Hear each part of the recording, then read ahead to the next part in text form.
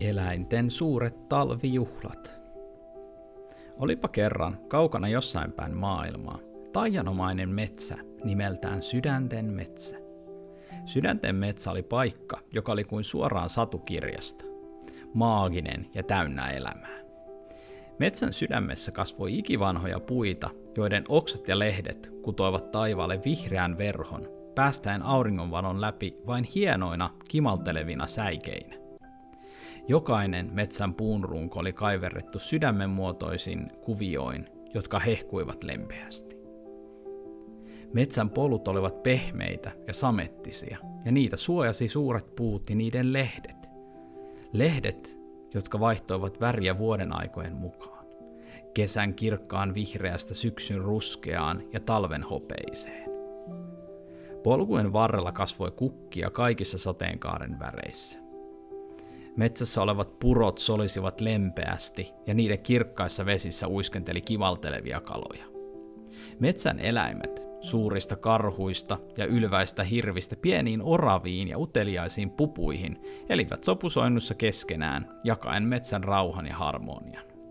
Sydänten metsän keskellä oli suuri aukio, johon metsän asukkaat kokoontuivat juhlimaan. Aukion laidalla seisoi suuri, sydämenmuotoinen kivi, joka oli rakkauden ja ystävyyden symboli. Aukio oli koristeltu värikkäillä nauhoilla ja lyhdyillä, jotka leijuivat ilmassa kuin pienet tähdet. Metsässä asui 3 ystävystä, Kiia karhu, Kiira kettu ja Katri kärppä. He olivat parhaita kaveruksia ja aina valmiita uusiin seikkailuihin. Kohta sellainen oli taas alkamassa. Eräänä päivänä, kun talven ensimmäiset hiutaleet alkoivat leijailla Sydänten metsän ylle, peittäen sen pehmeän valkoiseen vaippaan, ystävykset tunsivat sydämissään erityistä lämpöä. Tämä lämpö ei johtunut vain talvisen auringon säteistä, vaan myös heidän välisestä ystävyydestä, joka oli kukoistanut jo useita vuosia. Heidän tarinansa oli alkanut eräänä lumisena päivänä, kun pienet seikkailijat olivat löytäneet toisensa ja yhdessä löytäneet tiensä kotiin Sydänten metsän syvyyksistä. Siitä päivästä lähtien he olivat olleet erottamattomat ja jakaneet ilot ja surut ja tukeneet toisiaan kaikessa. Muistatteko sen päivän, kun tapasimme ensimmäisen kerran? Kiia muisteli hymyillen. Olimme niin pieniä, mutta tiesin heti, että meistä tulisi kyllä parhaat ystävät. Kyllä minä muistan, Kiira vastasi. Se oli seikkailu, joka muutti kaiken, ja katso meitä nyt, suunnittelemassa uusia seikkailuja joka ikiselle päivälle. Heidän ystävyytensä oli kuin Sydänten metsä itse, monimuotoinen, kaunis ja kestävä. Kun talvi kietoi metsän jääkylmään syleilyynsä, he päättivät, että he halusivat jakaa tämän lämmön ja ystävyyden koko metsän kanssa. He halusivat järjestää jotakin erityistä, jotain, joka toisi metsän asukkaat yhteen ja muistuttaisi kaikkia ystävyyden tärkeydestä. Kun eräänä päivänä Sydänten metsä alkoi heräillä aamun ensimmäisiin auringonsäteisiin. Säteisiin, jotka leikkisesti piirtelevät kultaisia kuvioita lumiseen maahan, Kiia, Kiira ja Katri kokoontuvat salaiseen neuvonpitoonsa. He tunsivat ilmassa talven lumoavan taian. Innostus täytti heidät, kun he miettivät, mitä he voisivat järjestää talven kunniaksi ennen kuin kevät tulee ja lumet sulavat pois. He halusivat järjestää todellakin jotain erityistä. Mikä olisikaan parempi tapa viettää talvea kuin kokoontua yhteen ja jakaa iloa, Kiia ehdotti innokkaasti. Hänen sanansa saivat Kiiran ja Katrin silmät loistamaan. Ihana ajatus, Kiia, Kiira vastasi. Voisimme järjestää eläinten suuret talvijuhlat. Piknikin, jossa kaikki voisivat tulla yhteen, nauttia herkuista, laulaa, tanssia ja leikkiä yhdessä. Ja me voimme koristella aukion talven taikaa heijastelevilla valoilla ja värikkäillä nauhoilla, Katri lisäsi, jo kuvitellen, miten heidän ystävänsä ympäri metsää ja maailmaa liittyisivät heidän seuraansa tässä juhlassa. He suunnittelevat yhdessä, miten koristelisivat aukion värikkäillä nauhoilla ja miten heidän ystävänsä ympäri maailmaa tulisivat heidän mukaansa. He tiesivät, että tämä piknik tulisi olemaan heidän ystävyytensä juhlistus ja että se toisi kaikki lähemmäksi toisiaan.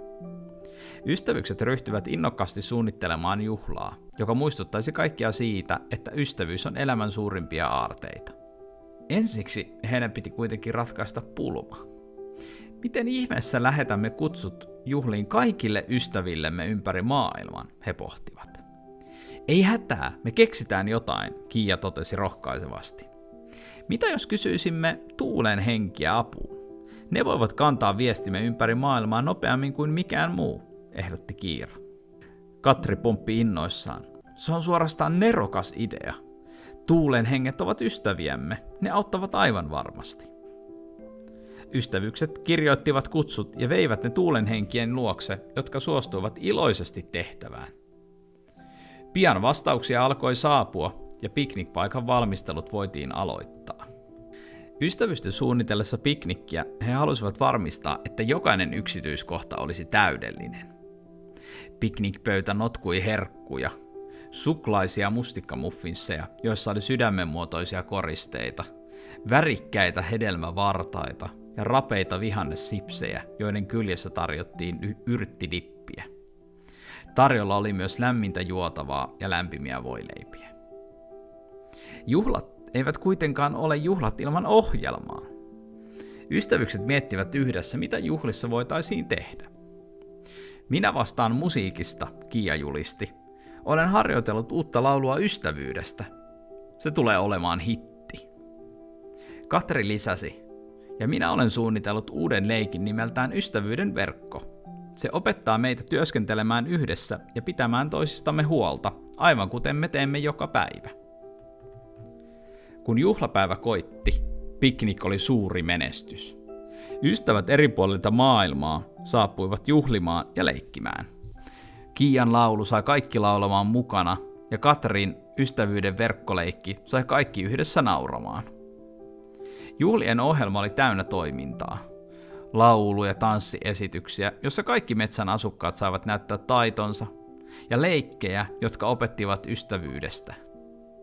Ystävyys on yhteistyötä, toisten auttamista ja ilon jakamista.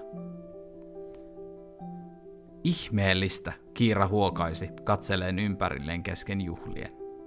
Tämä on todellakin todiste siitä, että ystävyys ei tunne rajoja. Kiitos kaikille ystävillemme, jotka tekivät tästä päivästä unohtumattoman. Kun juhla päättyi ja ystävät alkoivat lähteä kotiin, kaverukset tiesivät, että tämä juhlapäivä olisi muistoissa vielä kauan. Nämä eläinten suuret talvijuhlat olivat todiste siitä, että vaikka ulkona olisi kylmä, ystävyyden lämpö pitää sydämet lämpiminä. Muista siis sinäkin juhlistaa jokaista päivää ystäviesi kanssa. Sen pituinen se. Loppu.